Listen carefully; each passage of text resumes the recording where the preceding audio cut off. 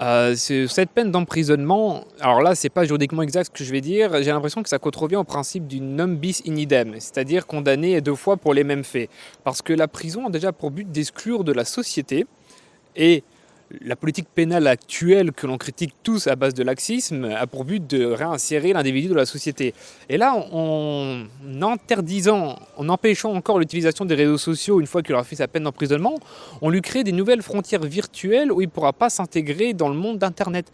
Et ça, c'est très important parce que de nos jours, tout marche avec Internet. Même dans le milieu professionnel, tout le monde utilise les réseaux sociaux et les outils en annexe, je pense à Messenger, à WhatsApp, à tout ce genre de conneries, pour parler d'un point de vue professionnel. Et ça, c'est quelque chose qui va lui faire beaucoup de tort quand il va ressortir.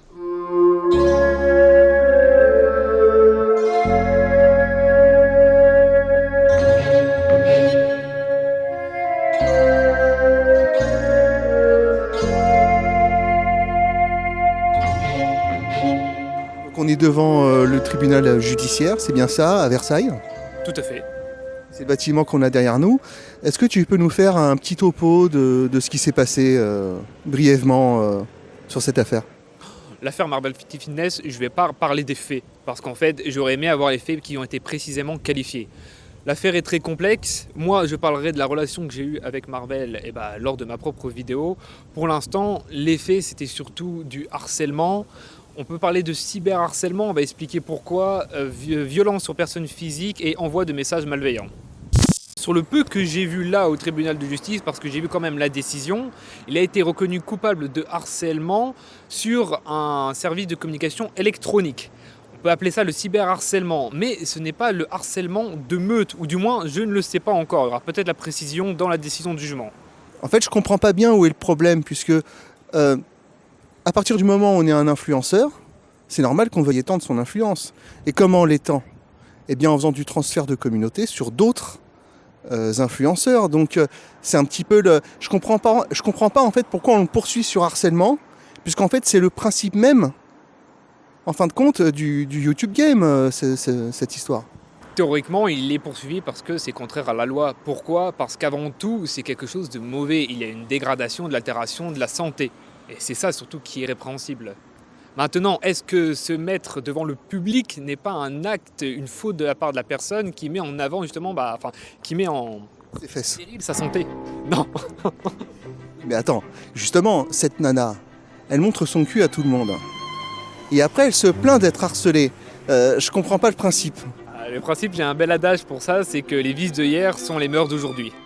Mais c'est curieux parce que j'ai vu qu'elle avait porté plainte pour violence sur avocat. Or, c'est en tant qu'influenceuse qu'elle a été... si elle a été malmenée, c'est en tant qu'influenceuse. Donc c'est très curieux qu'elle aille voir un juge en lui disant « J'ai été victime de violence parce que je suis avocate et pas parce qu'en fait je montre mon cul à tout le monde sur Internet. » Non, attention, elle ne montrait pas ses fesses, ou du moins, ou toute autre partie de son corps. En vrai, j'ai pas été voir. Ce qui lui était reproché, si on peut reprendre certains faits, c'était qu'elle vendait des casquettes. Alors là, effectivement, lorsqu'on est avocat, on n'a pas le droit d'activité commerciale. Donc est-ce que ça s'apparentait à une activité commerciale? En tout cas, c'est dans l'ordre des avocats que ça se gère et c'est le bâtonnier qui tranche. Et le bâtonnier, a priori, il n'a pas sanctionné la personne, ou du moins il le fera peut-être a posteriori. Et ça, du moins, je ne le sais pas encore. Je serai plus précis encore dans la vidéo sur ma chaîne. Parce que ça, c'est un gros problème avec le conflit d'intérêts. Marvel Fitness a plus le droit de poster de vidéos sur Internet. D'après toi, est-ce que c'est un tournant judiciaire? L'activité qui a été interdite, c'est son activité commerciale. Donc, je veux dire, par le lien, voilà, c'est les réseaux sociaux. Maintenant, le gros problème, c'est que est-ce que l'entreprise Marvel Fitness existe? J'en sais rien, je n'ai pas été chercher des statuts de société. Et surtout, est-ce qu'elle va fermer? Parce qu'il y a interdiction pour la personne d'exercer l'activité commerciale. Vu qu'ils étaient que 2, il me semble, je pense que la chaîne devrait fermer. Et si jamais elle ne ferme pas, ça donnera un argument supplémentaire à son avocat en cours d'appel, puisque s'il y a une autre personne qui gère la chose, c'est peut-être pas vraiment lui qui a diffusé ses vidéos. Donc il peut continuer à être youtubeur quand même. C'est à partir du moment où il ne fait pas d'activité commerciale. Ah, c'est une bonne remarque. Est-ce qu'il peut continuer à faire des activités qui ne rapportent pas d'argent? Je ne pense pas au vu de la décision que j'ai pu lire que très rapidement, derrière une vitre, sans la toucher. Ça c'est intéressant. Souvent, on annonce, bah voilà, ça fait liquidation de la société par décision de justice. Et là, du moins, j'ai pas cru en voir. Donc, la chaîne devrait rester en place. Et donc, il y a juste lui qui a une interdiction de gérer les réseaux sociaux comme activité commerciale. Mais quelle est la limite entre l'activité commerciale et l'utilisation privée? Et là, on revient aussi à l'avocate. Est-ce que c'est une utilisation commerciale ou privée? C'est pour ça, est-ce que c'est compatible ou pas? Et peut-être que justement, la décision du bâtonnier, en l'espèce sur l'avocate, pourra nous aiguiller. Mais bon, ça, on n'y aura pas accès. L'inquiétude que j'ai, c'est qu'à terme, dès qu'un prolo va s'en prendre à des bourgeois, eh ben, il va se retrouver interdit de parler sur Internet à vie, quoi, par décision de justice. Et au final, est-ce que ce jugement ne crée pas un précédent par rapport à ça, quoi? On va finir par faire taire toute contestation. À partir du moment où quelqu'un s'en prend à une féministe, à une grosse, à un noir, à je ne sais pas quoi, eh bien, maintenant, on pourra lui interdire l'accès aux réseaux sociaux. Je ne pense pas. C'est une excellente remarque que tu as mis en avant. Parce que j'ai aussi, voilà, dans mes messages, dans mes contacts, on m'envoie, voilà, on me demande qu'est-ce qui se passe. J'ai une petite affaire, et il n'y a pas longtemps, la personne se reconnaîtra peut-être, une personne m'a envoyé ses problèmes, et il avait insulté Marlène Schiappa sur son Twitter par 2 fois, et il s'est pris une amende et pas d'interdiction de réseaux sociaux. Alors c'était juste avant cette affaire, donc bon, peut-être que ça pourra changer. En tout cas, il y a une différence parce que là, on parle juste d'insultes, on reste dans le domaine de la contravention, pas dans le délit. Et voilà, mine de rien, c'est peines complémentaires qui sont l'article 131-10 du code pénal, c'est pour des délits et des crimes. Donc ça dépend aussi, ça reste proportionnel comme mesure de sanction. Mais en tout cas, du moins, on aurait une excuse pour tous les youtubeurs qui, mine de rien, eux, ne sont pas là à juste insulter une personne, ils ont une audience. Ils peuvent toucher jusqu'à 500 000 personnes, ils peuvent faire l'équivalent d'une chaîne de télévision. Là, effectivement, ça va donner une arme d'utilisation. Après, voilà, est-ce qu'on va vraiment pouvoir l'utiliser? Maintenant, l'affaire Marvel Finesse ne fera pas jurisprudence comme on peut le croire. Et moi, c'est un point où je veux accentuer. Parce que moi, ce dont j'avais peur et dont j'avais parlé dans ma propre vidéo, c'était est-ce que lorsqu'un influenceur répond à quelqu'un, par le fait que sa communauté ait insulté la personne, il puisse être reconnu de cyberharcèlement de meute? Là, en l'espèce, Marvel Fitness a fait le harcèlement tout seul. J'ai pas vu de mention de la caractérisation de l'infraction avec le harcèlement de meute. Donc, on ne pourra pas plus savoir pour le moment, à moins que l'histoire aille en cassation et que les juges suprêmes nous aident un petit peu à y comprendre, à y voir un peu plus clair. Au final, on se retrouve avec une meute qui a insulté cette nana. Les gens qui l'ont insultée directement n'ont rien, mais c'est le youtubeur derrière qui ramasse. Et donc l'inquiétude, c'est de se dire, mais est-ce qu'au final, un youtubeur, un média qui dérange un peu, on ne va pas réussir à lui mettre des procès sur le dos et à le condamner, tout simplement parce que quelqu'un de sa communauté va mal se comporter? Je pense que là-dessus, il y a plus facile, c'est l'incitation à la haine. Quelque chose qui a un champ jurisprudentiel un petit peu plus large, et on pourrait, via cette infraction, aussi interdire les réseaux sociaux. D'ailleurs, moi, ça, j'ai jamais compris cette histoire, incitation à la haine, mais la haine, c'est un sentiment. Comment est-ce qu'on peut interdire des sentiments? Alors là, c'est assez compliqué. L'infraction d'incitation à la haine, elle est très compliquée, et je t'avoue que je ne l'ai pas relu avant de venir, donc je ne pourrais plus te dire comment on la caractérise, comment on la caractérise pas. Là encore, la peine de prison, je suis contre la peine de prison en elle-même. On nous rabâche sans cesse qu'on ne met pas les gens en prison parce qu'il n'y a plus de place en prison.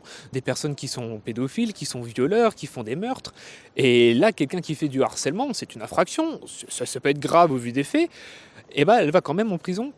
Donc c'est sûr qu'il y a ce genre de poids, de mesure, surtout qu'une amende aurait été peut-être un peu plus pertinente, vu qu'on reste dans une activité commerciale et que justement il faudrait montrer que la technique qui a été employée pour générer de l'argent, parce qu'il génère des vues, donc il génère de l'argent, n'est pas la bonne. Et ça aurait été une bien plus juste punition qu'une peine d'emprisonnement.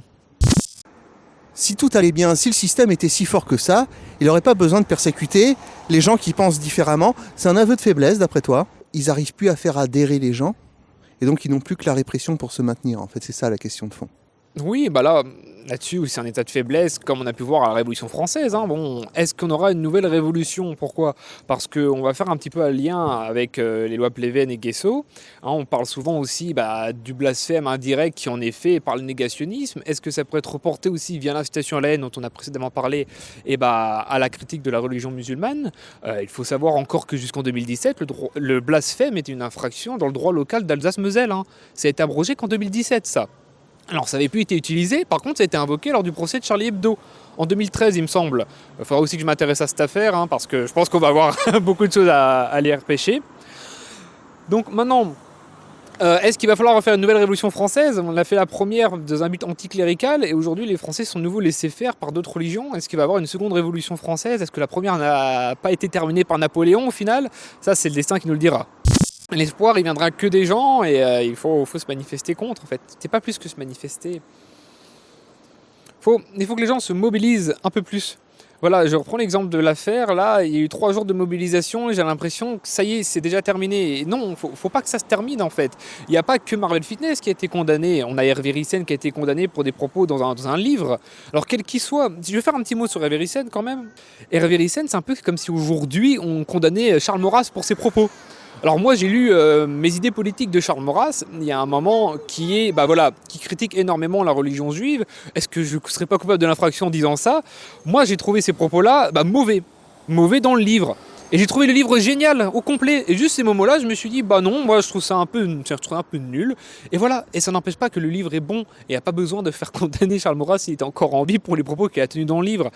Et c'est des sujets en particulier qui intéressent certaines personnes, ça ne doit pas intéresser tout le monde, et il faut laisser les gens tranquilles un peu avec ça. Voilà, faut pas hésiter à exprimer son avis avant tout, parce que c'est aussi la faute des gens si on condamne certaines choses. Si au final, si la loi elle prohibe ça, mais que tout le monde disait, tout le monde en parlait, on ne pourrait pas faire condamner tout le monde. Il y a un moment, il y a une limite au système judiciaire. Un corps qui est mort, c'est un corps qui ne réagit plus. Merci Attilio. Ah oui, c'est une belle phrase. Réagissez, bon sang.